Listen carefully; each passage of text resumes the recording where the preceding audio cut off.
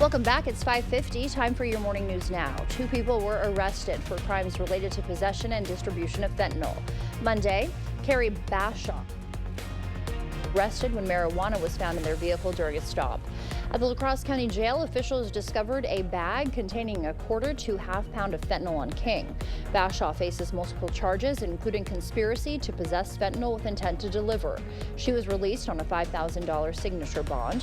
King is charged with possession of over 50 grams of fentanyl with intent to deliver, among other counts. He's still in custody on a $50,000 cash bond.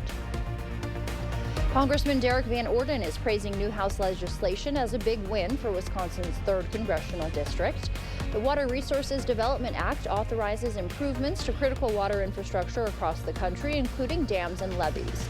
It also authorizes feasibility for studies of hundreds of proposed projects. Many of those would help communities mitigate flood risks or restore natural ecosystems.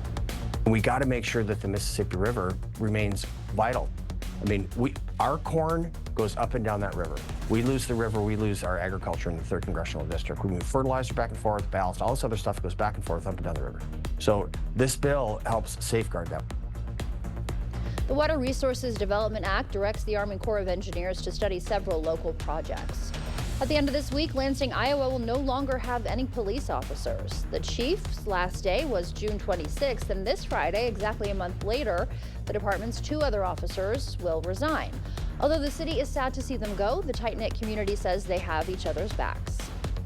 All looking out for each other. It's almost like the town will be policing. There'll be 998 police instead of 3. The Lansing PD also oversaw a new album. The Allamakee Sheriff's Department will also be directly responsible for that area too now. La Crosse needs to update its zoning code and increase housing construction, according to a new report presented to the city's Economic and Community Development Commission.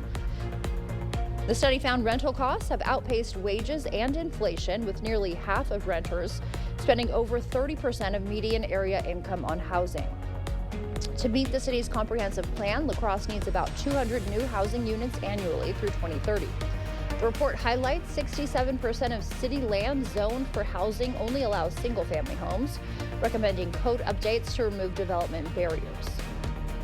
Class 53 of the National Guard's Wisconsin Challenge Academy started their journey at Fort McCoy yesterday.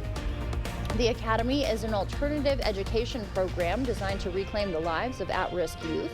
The Academy's director believes the program builds confidence and gives them more hope for their future. I love watching our teens come here on day one, like today, when they're scared, they have anxiety, they're not really sure of what to expect, which is totally normal. And then they progress and grow and they graduate, and they're much more confident, they're standing taller, and they learn a ton. After a 22-week residential phase, cadets are encouraged to continue their education, find work, join the military, or volunteer in their communities. Well, patchy to dense fog is happening for us this early morning, as you can see, across much of the areas by La Crosse, extending into Black River Falls, all the way down to the south by Prairie du Chien and Boscobel, getting into Viroqua as well. And in fact, we're seeing up to the north, you're in some patchy fog right there, and it'll probably get a little bit worse within the hour.